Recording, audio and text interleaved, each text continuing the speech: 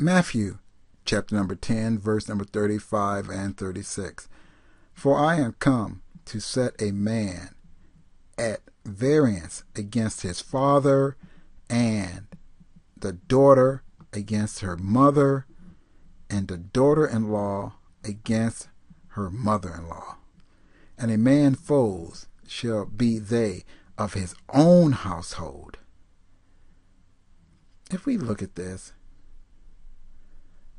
Christ was really talking about his own ministry first, and then letting us know what we will have to face. Secondly, let's jump into the scriptures and we can see. You can read John 2nd chapter. This is where Christ was at the marriage in Cana of Galilee. This is his first miracle. And actually we find out this miracle maybe not have been the first one he was intending to do, because they ran out of wine at this wedding. Mary, his mother, was there, and his disciples was there as well. And Mary went and told her son, as you can read, and told Jesus they ran out of wine. They don't have wine. Jesus replied to her, what has that to do with me? In other words, what do you want me to do about it? It's not my time. In other words, this is not supposed to be my first miracle. I'm not supposed to start doing miracles. But I'm sure Mary probably looked at Christ the same way a mother would look at their son, out of love. And Christ, being so humble and so gracious, went ahead and performed this miracle just because his mother asked him. He turned 12 pots of water into wine. This was a popular miracle by all means. This was a wedding, the joyous celebration. At this time, Mary knew about it, the disciples knew about it, and the people that poured the wine knew about it. So we can imagine this was a thing where, good going, Jesus. Yeshua, thank you. Verse number 12. After this, he went down to Capernaum, he and his mother and his brethren and his disciples. Notice his mother and his brethren are going with them after this miracle. Like I said, Christ at this time was popular with everyone. But we will find that popularity will wear off soon. Now, if we come over here to Mark, the 3rd chapter, we starting with verse number 1, you can read this on your own, where the man had the withered hand. And they were in the synagogue, and it just happened to be on the Sabbath day. The religious rulers was getting agitated and irritated at this young miracle-working preacher who they thought was defiling the Sabbath, when in all actuality he was keeping the Sabbath more than they were, because he was helping people on the Sabbath. So he, by the power of God, changed this man's withered hand and made it like before. They were so mad at him. Verse number 6. And the Pharisees went forth and straightway took counsel with the Herodians against him, how they might destroy him. They didn't rejoice because this man was healed. Didn't care anything about the man. Just hatred to Yeshua, Jesus. So we can see his popularity with the religious rulers has faded away. And now we're going to come down. Verse number 20.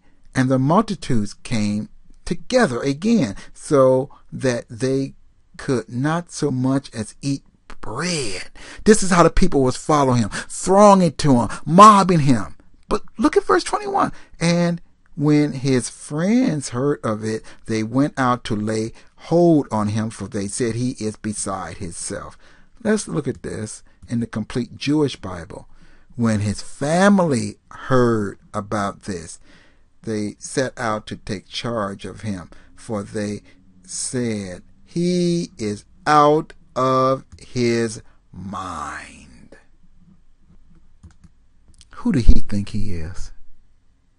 What's wrong with Yeshua. He's gotten beside himself. He's gotten a big head. Don't he know? You see, Jesus said a man is not without honor except in his own home and his own people. His own people were against him. But that's not all. Let's go. St. John, chapter number 7, verse number 3. His brethren therefore said unto him, Depart thence, and go into Judea, that thy disciples also may see the works that thou doest. In other words, if you are all that Jesus, get away from us. Stop hiding with us. You see, one of the 3 annual pilgrim feast days was approaching, and Christ was in his home vicinity, and they was like, what are you doing with us? Go down to Jerusalem. Show yourself to the world. Don't hide with us. Do you constantly see the animosity going on between his family and his ministry? In fact, back over in the 3rd chapter of Mark, if you go all the way down, this is where we have the instance where his brethren and his mother came to him while he was preaching, and they said, Behold, thy mother and thy brethren. And he said, Who is my mother and who is my brethren? Except those that do the will of God. They are my mother and they are my brethren. A lot of people read that and say, oh, Jesus was cruel. Jesus was mean. They don't realize his brethren came to shut him down, to silence him. That's the reason why Jesus made that statement.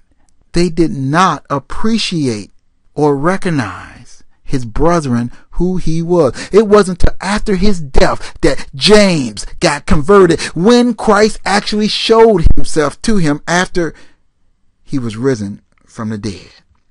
So this is what Christ is telling us. Once again, he is our forerunner. Once again, he is our leader, showing us, yes, you may be forsaken by family and loved ones and friends for the gospel's sake, but persevere.